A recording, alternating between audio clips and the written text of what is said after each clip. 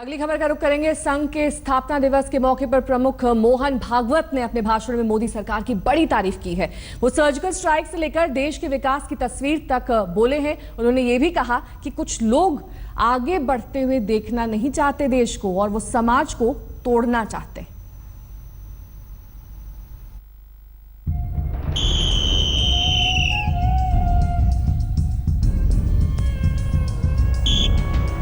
संघ की स्थापना के 90 साल पूरे हो गए और इस मौके पर कुछ नया है। घुटनों पर खत्म होती पुरानी पैंट अब नीचे टखने तक आकर पूरी हो गई है। संघ का रूप बदल गया है। विजयादशमी के मौके पर एक नई वेशभूषा में संघ प्रमुख मोहन भागवत ने जब मंच संभाला तो सबसे पहले मोदी सरकार के कामकाज की तारीफ की।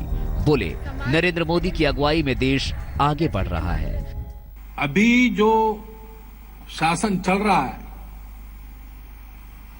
वो काम करने वाला है, उदासीन रहने वाला नहीं। और बहुत कुछ होने को बाकी है, फिर भी जिस ढंग से चले हैं कुछ करेंगे ऐसा विश्वास, और अपना देश अच्छा हो सकता है ऐसा विश्वास समाज के मन में पैदा हुआ है। और जो भागवत ने सरकार की तारीफ में 2 शब्द और कहे।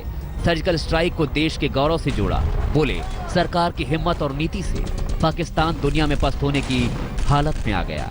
शासन के नेतृत्व में हमारे सेना ने जो साहस दिखाया है, शौर्य पूर्वक जो काम यशस्वी करके दिखाया है, फिर एक बार पूरी दुनिया में भारत के सेना की प्रतिष्ठा ऊंची हो गई। संघ प्रमुख ने कहा, गौरक्षक कानून के तहत काम करते हैं और जो गाय की रक्षा के नाम पर कानून तोड़ते हैं वो गौरक्षक नहीं है। राज्यों में गौरक्षा के कानून है।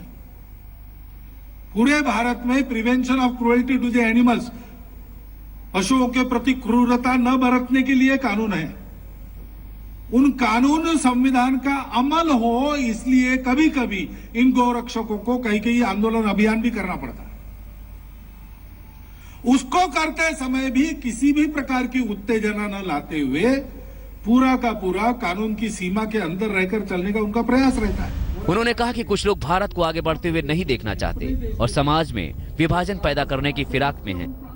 कि दुनिया में ऐसी शक्तियां हैं जो भारत के प्रभाव को नहीं चाहती, क्योंकि भारत बड़ा बनेगा तो दुनिया समन्वय से चलेंगी, भेदों का तिरोधान होगा, और जिनके दुकान भेदों पर ही चलते हैं, कट्टरता पर ही चलते हैं, अतिवादिता पर ही चलते हैं, ऐसी ताकतें दुनिया में है जो भारत को आगे बढ़ना देना नहीं चाहती। भागवत ने शिक्षा व्यवस्था में सुधार की भी वकालत की और कहा कि शिक्षा ऐसी होनी चाहिए जो सबको मिले। उन्होंने शिक्षकों के कंधों पर नई पीढ़ी के निर्माण की भारी भरकम जिम्मेदारी का भी जिक्र किया। वो सरकार पर बोले, संघ की भूमिका पर बोले, देश और समाज पर बोले। अपने भाषण में उन्होंने वर्तमान की चिंताएं गिनाई तो भविष्य की चुनौतियों का भी जमकर जिक्र किया। अपने देश की तरफ जो प्रांत सीमा से लगते हैं उन प्रांतों में।